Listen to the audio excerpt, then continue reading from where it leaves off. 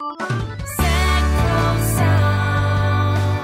people and communities together on seclosounds.org. Your listening station.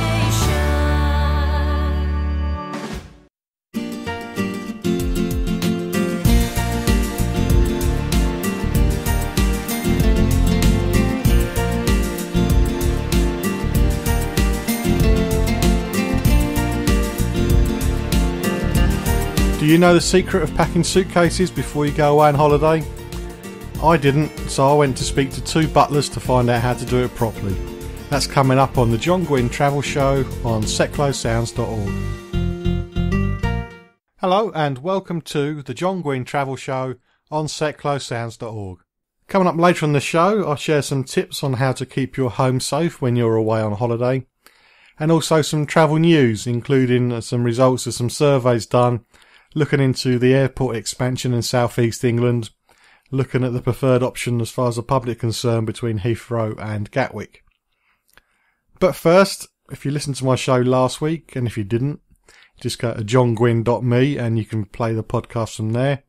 I went away to Mexico recently for about 10 days. When I got to Cancun airport, there's a random passenger selection for the people to go through the suitcases. I pressed the button, nothing happened.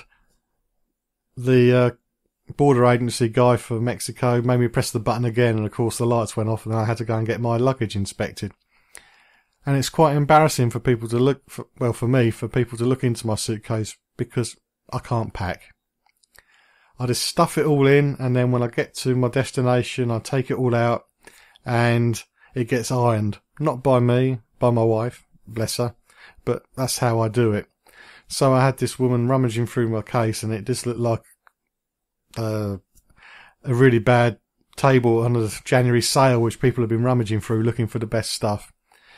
So I need to know how to pack a suitcase properly. It'll be a lot less hassle when I get to the other end. And you can Google it, and there's plenty of travel gurus who say they know how to pack a suitcase and you should follow their method. But I thought about it, and I thought, who knows best on how to pack a suitcase? It's a butler, obviously, isn't it?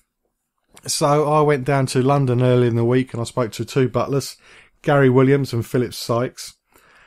They run training courses through the British Butler Institute for people who want to learn to become a butler. So if anybody can tell me how to pack a suitcase, it would be them. Every now and again when you hear the recording, you can hear the aircon blowing through. And a police car goes past once, but what was being shared was so interesting I didn't want to break it and redo it because something interesting might have been missed on the second take. So bear with it for that little bit. But anyway, before you pack a suitcase, you need a suitcase. So I started off by asking, what should people look for when it comes to buying a new suitcase? Okay, Philip, what should I look for in a suitcase? Are some easier to pack than others? Firstly, quality on our suitcase is fundamental. I think easy flowing, reasonably decent sized wheels, and I would go for brand names. Okay. Not to try and promote brand names, but they do generally come with a 5+ year guarantee, and if you keep the receipts, then they're very good at either replacing or repairing your suitcase. I couldn't even tell you who makes mine, I've no idea, but it's not a brand name.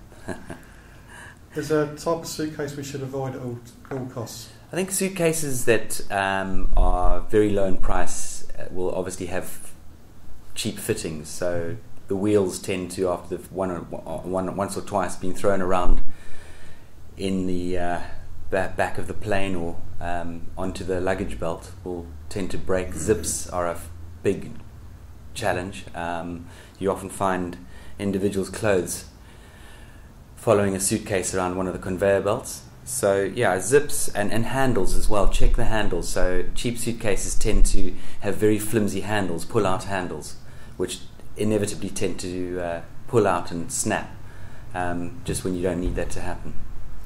Yes, the clothes going around the carousels happen to me, so I know what that's like.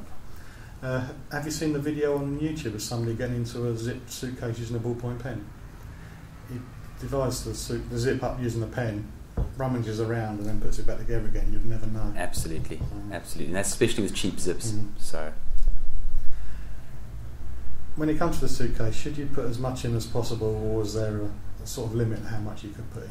firstly, when it comes to packing a suitcase, I think it's sensible to balance the goods or your items in the suitcase. So balance the weight if you can. I mean, shoes and that sort of thing, I tend to pack closer to the base of the suitcase. It all depends on who's packing your suitcase. That's my personal preference.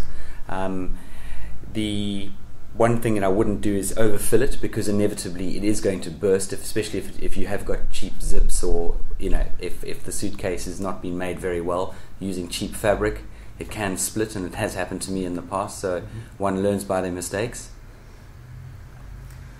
When it comes to actually doing the packing, what's the best method? With me, I just jam it all in and worry about it when I get there, but is there a proper method? Well, look, essentially the first thing we do is lay everything out on the bed and see what we're actually packing. Obviously, we're not going to put shoes on beds, things that are dirty, but we lay things out, see what there is to pack, and then match that with the size of suitcases at hand. Once we've done that, we will also have our toolkit for packing a suitcase, which will contain, first of all, acid-free tissue, tissue paper. This prevents the creases, or as many creases as possible. The other thing we need to pack suitcases is shoe trees, perhaps. Or at least we can put acid-free tissue in shoes to keep the form. We might have a little box to keep little items in, like cufflinks, perhaps. That goes in their suitcase. Certainly goes in the hand luggage. We will have the combination, if we're packing for our principals, we will have their combination lock code. We will make sure that the suitcase is spotless as well. It's clean and tidy, if that's unpacking the principal's suitcase. So my advice to anybody is lay out everything on the bed and see what needs to be packed and match that up to size. When it comes to actually putting the stuff into the suitcase, the clothes, is it a fold or a roll, or what's the best way to keep the creases out? Well, what we do, we've got a very strict way of packing suitcases, and it's all around the least amount of creases as possible. Now, let's talk about socks. Do we roll the sock, or do we lay them out flat? We lay them out flat. Do we roll the tie, or do we lay the tie out flat? We roll the tie inside out. Belts, we roll inside out with the buckle on the inside, so that the actual buckle doesn't damage anything. And then we will use a piece of elastic band to keep the belt together. Shirts, we will fold it like you would find it in the shop. Jackets, we would to keep the form on the shoulders, we would add tissue in the shoulder and the upper arms to keep the form, as well as the collars. We would also put the shoes, if there is a shoe bag, in shoe bags, and then any medication that is traveling in the suitcase at the very top, for obvious reasons. And the last thing we might put on top as well is the soiled, dirty clothes. So when you're unpacking, that comes straight out into the laundry, or the housekeeper's unpacking. Or if you are traveling a lot, to take that and to wash it straight away. Yeah, laying the clothes flat out in the suitcase. Lay them flat rather than bunch them up. And as Gary mentioned, it's avoiding the creases. In the butler industry, we put acid-free tissue paper amongst the layers. So we'd lay the slacks first with the trouser legs out the suitcase, and they would finally, once you've tiered certain things up, they would fold them back into the suitcase. So you don't put everything into a supermarket carrier bag and just stuff it down for a holiday? No, not at all. No. Not at all. Gary Fitz here, every Monday, 10 o'clock. Coming up, we've got Eric and Ernie. Join me here on Sept Sounds. In your smile. It's from 1975, Eric and Ernie were four... Gary, it's not Eric and Ernie, it's Earl and Ernie, you know, the Cape Brothers, Union Man. Oh, I see. Gary Fitz here, every Monday, 10 o'clock. Earl and Ernie.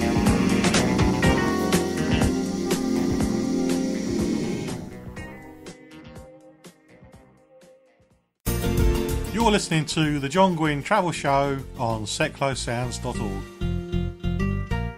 Still to come on the show, I share some tips on how to keep your home safe while you're away. I'm not sure about you, but when I'm away I do worry about how safe my home is, and these tips will help you make your home a little bit more secure when you're away, and hopefully you won't worry so much when you're at the other side of the world. But at the moment I'm speaking to Gary Williams and Philip Sykes. They're from the British Butler Institute. I'm investigating on how to pack a suitcase and what sort of suitcase do you need. We've talked about choosing suitcases and packing clothes, but what happens when you get to the other end? What's the best way to store the clothes once you're at your destination? Well, essentially, let's say you get to your destination, there's lots of creases, you can't afford valet service, you don't want to iron. A good trick is to put the shower on in the bathroom, create lots of steam, and put essentially the clothes that need the most attention in that steam room as such. Mm-hmm. Leave them there for about half an hour. Keep checking on them. That's one method you could use. But the object of this is to get the clothes out of the suitcase and hung up as soon as possible, especially jackets and blazers and suits, and use the correct hangers. So you've got hangers that hang up trousers. Use those as soon as possible. So we just want to get the creases out as quickly as possible. Hanging, airing. Often, if it is a bit musty, you can always hang them outside if you've got the luxury of a balcony. Mm-hmm. You know, I mean, you don't want it to look like a Chinese laundry per se, but often you can hang your clothes in a warm climate, humid climate. That's another way that would maybe get some of the creases out as well. If the steaming doesn't work and you do need to iron the clothes, would you use the iron that's with the room, or would you recommend using the hotel's laundry service? You know, it comes down to cost. How much can you afford? No, it's expensive, getting the hotel to valet all your clothes. So I would say, if you know how to iron, then iron. If you don't know how to iron, then don't iron. Always check the label as well of the shirt or garment you're ironing to see if in fact you can iron it. But I personally iron all my own shirts and trousers, etc. For reasons of cost and reasons of I don't want to get it damaged. Mm-hmm. And when it comes to ironing, I think one needs to be fairly sensible. Most hotels that I've ever stayed in, they will always deliver an ironing board and an iron to your room if you request it. As mentioned earlier, read the care instructions. If you're ironing something that's delicate, then use one of the hotel towels to cover the item and iron on top of the towel at a medium temperature, as therefore not to burn or scald the garment that you're ironing. The other thing that's happened to me once before is I've taken the hotel iron and used it, and as I've put it down on my shirt, it splattered all that lime scale all over my shirt, so it actually damaged the shirt. So make sure that there's fresh water in, and then do a test on something. Absolutely. Before you apply it to your garment. Yep, I've been there too. Do a test. So you're packing for other people. Yes. And you're going on a trip. What's the most you've had to pack in one go? The most I've actually had to pack was, it was for a lady, a Jewish couple, and they were travelling from London to Paris, 17 Louis Vuitton trunks, which we packed. I did that I got assistance with one of the housekeepers, and we packed those 17 trunks. And I'll give you an interesting story. Is we've got a certain way we pack trunks where we can memorize exactly what's in every single trunk. It's called the packing list. And we do that, we use a tried and tested method. And I packed all these trunks, and I think it was 5 minutes later when I said, please enjoy your trip, madam. They were still in their room. I got the phone call. Gary, please come up to the